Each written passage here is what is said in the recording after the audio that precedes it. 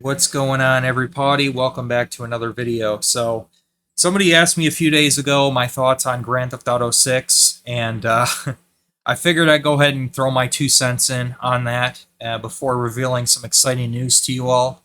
You may notice on your screen something very different going on. I'll explain that in a minute.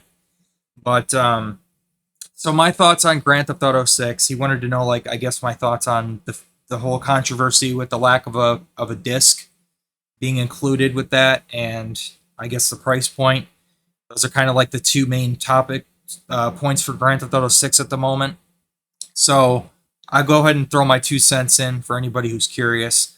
Uh, so GTA 6, man, people are overhyping this to no end, acting like it's the second coming of Christ for some reason. I'm not anywhere near as excited as other people are.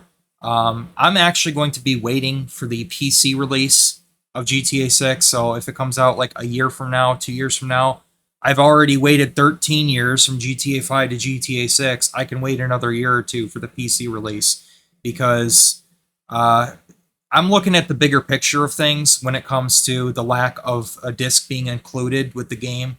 You purchase the game disc, like, or the game copy, and it's just a little piece of paper with a digital download code for you to go download the game to your PS5. And you're going to have people line up to have this digital voucher code. You're going to have people just do it because it's Grand Theft Auto. But I mean, to each their own. At this point, I just know that Rockstar is looked at in the gaming industry as basically like the Apple of the industry. Whatever Rockstar does, other gaming companies try to follow in their footsteps to varying degrees of success.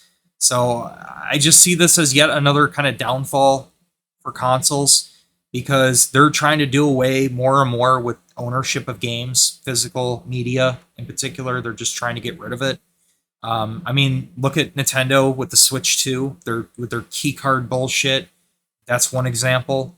The PS5, you can't even use your disk drive until you activate it with their online services, which is insane. That was insane to me to see that I couldn't even use my disk drive until I went online and asked Senior Sony, Sony, may I please use my disk drive, Senor? May I please use my disk drive? And then they go, yes, you can use your disk drive now. We'll give you permission to use your disk drive. It's just getting so fucking stupid, guys. All the selling points for consoles are just gone at this point. The physical media that's being taken away. The price point, it's no longer competitive with PC in my opinion. The console prices just keep going up and up. I dread to think about what the next generation consoles are going to even be priced at. And the third being, I mean, you have to pay to play online too. There's that as well. I mean, all of the selling points. There's no exclusive games anymore. That's another one. All the selling points for consoles are just gone. There's just no point in owning a console anymore. So going forward, I mean, I'm putting my money where my mouth is. I got myself a gaming PC. You're seeing the screen for it right here. I got the Xbox app up and running here. And ladies and gentlemen, this is an RTX 5070 Ti with a Ryzen 7 9700X and 32 gigs of RAM. Going forward, this is my Gen 10 system because I see no reason to get a PlayStation 6. I see no reason to get a Xbox Project Helix or whatever it's going to be called. I see no reason to get a Nintendo Switch 2. I just don't see any reason for consoles anymore. I see no justification for buying a console. If you can afford it, I highly recommend just getting on PC because all of the selling points that were there for consoles have just been slowly but surely been removed over the years. They keep downgrading consoles more and more. Consoles continue to decline more and more. They get worse and worse as time goes on, and PC just continues to get better and better as time goes on. So I just don't see any reason to own consoles anymore. So I can wait for the PC release for GTA 6 because this system absolutely wipes the floor with even the PS5 Pro. And I'm going to have a much better experience with Grand Theft Auto 6 when I do get around to finally playing it when the PC version releases. I'll have a much better experience playing it on this PC than I will if I got it on console. Which, I mean, I can't even go back to the 1.0 build of the game anyway, right? So I don't see any point in continuing to invest in consoles at this point. So yeah, so that being said, that's pretty much all I got to say about it. It was funny too, the price point. I don't know if I mentioned this already, but I was talking with a friend about it the other day. This is before the price point of the game got revealed. We ended up both being right in a way. He asked me what I thought the game was going to be priced at. I said $80, and he said $100. We both ended up being right. I just think it's funny that you pay $80 for this game and you don't even have the option to get it physically.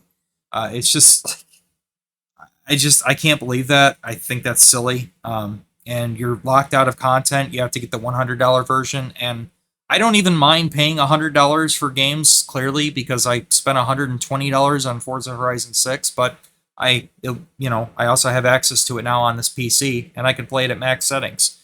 So I mean, at least there's that. That's part of the justification for me was that I can play it on multiple systems. I can play it on my Xbox Series X. I can play it on my Xbox Series S, and I can play it on my PC.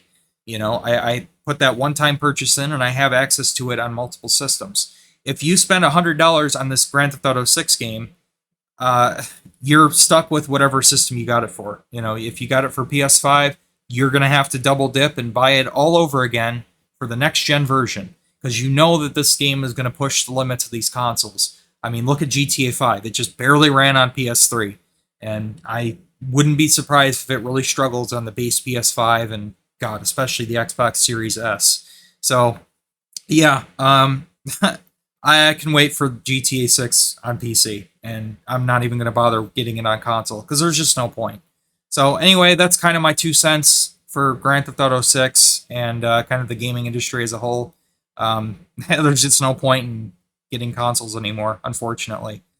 They're just being slowly but surely just downgraded more and more. So that's not to say that I'm completely done with console. I'm never using a console again. Like everything I've purchased up to this point, I'm going to continue to enjoy from time to time. I'll still go back to these old consoles. I mean, I still go back to my PS2 or my PS3 from time to time.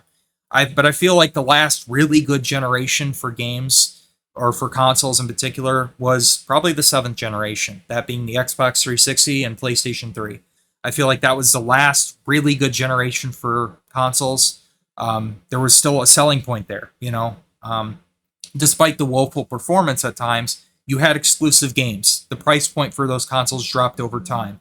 They were really powerful when they first came out. Good luck beating an Xbox 360 back in 2005. You would have had to spend a lot of money on a PC, and PC was kind of in a weird place at that time. And yeah, I feel like there was still a lot of value in just picking up a 360, and despite some of the problems it had early on there, I mean, it was just really awesome piece of kit. They had a lot of really great exclusive games, and if you didn't have a 360 back in 2005 or 2006, well, there was a lot of stuff you were missing out on, and it was also really hard to beat that hardware at that time. But times have certainly changed, man. Times have certainly changed, and yeah, it is what it is. I mean, it's been a good run for consoles, but I feel like its time is its heyday is behind it, well behind it. So moving forward, proud to call myself a PC gamer. But that being said, you guys take care, and I'll catch y'all later. Peace.